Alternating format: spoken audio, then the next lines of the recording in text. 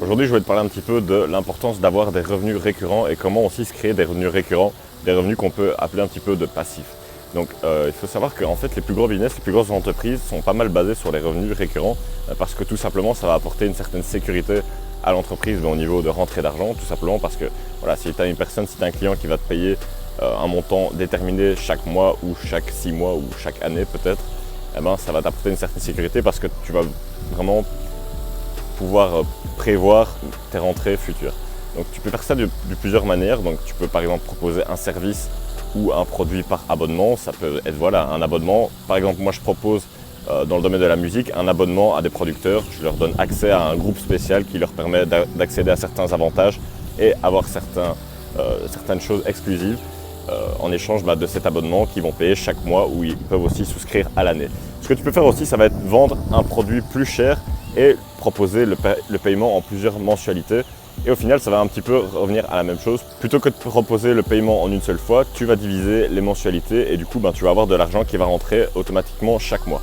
Donc après, ce qu'il faut savoir, c'est que dans ce cas-là, il y a des fois un taux de paiement qui ne va pas être payé et donc il faut prendre ça en compte. C'est pour ça que certaines fois, dans les paiements en plusieurs mensualités, ça va revenir un petit peu plus cher au final que si on prenait le paiement en une seule fois. Donc voilà, c'est juste une astuce, mais c'est bien parce que ça va vraiment t'apporter une certaine stabilité au niveau de tes revenus. Que des fois, si tu vends un produit cher, tu vas le vendre une fois et après, tu feras peut-être plus de ventes avec le même client. Là, tu es sûr et certain de recevoir des revenus de manière récurrente chaque mois et du coup, ça va apporter une certaine stabilité. Donc, après, tu peux aussi te générer des revenus récurrents, des revenus passifs en investissant dans divers investissements, tout simplement, que ce soit dans l'immobilier ou dans d'autres choses. Et là, c'est pareil, aussi dans la bourse, tu vas recevoir des dividendes à intervalles réguliers. Pareil pour les loyers en immobilier et du coup voilà.